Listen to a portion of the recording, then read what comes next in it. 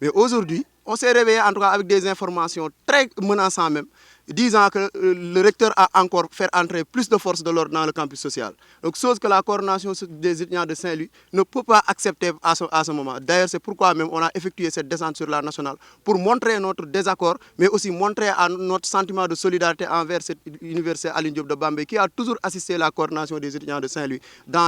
quand la coordination des étudiants de Saint-Louis est dans le besoin. Maintenant, nous, ce qu'on demande, c'est simple. Nous demandons au ministre d'ordonner au ministre de l'Intérieur ou le président de la République lui-même doit donner l'ordre à ce ministre de l'Intérieur de retirer les forces de l'ordre le plus rapidement possible. Sinon, la coordination des étudiants de Saint-Louis va encore aller plus loin pour poser d'autres actes beaucoup plus forts même pour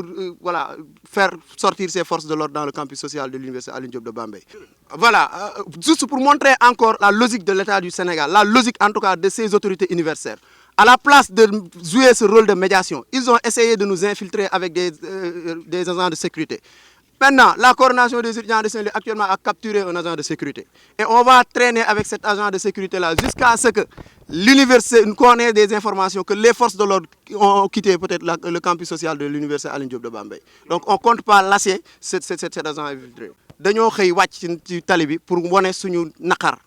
ndax ñun bu ñu xoolee Fallou Sène bi muy décédé fii nii si université bi c'est parce que état du Sénégal moo décidé woon à travers le recteur de l'université Gaston Berger de Saint-Louis dugal ay forces de l'ordre si biir université bi bi mu ko defee mu jur ay désagréments ba suñ benn camarade décédé ci tey même phénomène bi moom la ñuy répété fee sa Bambey parce que mënuñoo d'accord depuis 3 jours zemi siège biir université bi jàpp étudiants yi di leen massacrer depuis lors on a invité l'État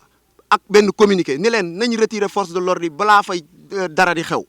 ñu insister li ñu gën a naqari ñu tey ñu xëy ñu waxaat ñu ne ñu dugal nañ plus de force de l'ordre ci biir université boobu pour continuer di massacrer étudiants yi loolu nag ñun duñ ko nangu parce que université Alioune Diop de Bambey dafa nekk université boo nga xëy ni heure saa su UGB nekkee si problème mooy njëkk a ñëw pour réagir mooy njëkk a ñëw pour soutenir nu fi ñu téyee duñ ko bàyyi te ñi ngi ciy ñaan université yëpp aussi ñu fekk ñu ci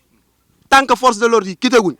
tant que droit bi nga xëy ni moom la étudiants yi moom ñu ngi koy jalgati delloowuñu leen ko UGB du wàcc di tay du tay di wàcc di leen ko rappeler ki ñu téye duñ ko bàyyi ñoom nañu bàyyi la ñuy def Bambey ba pare voilà loolu rek la UGB di demander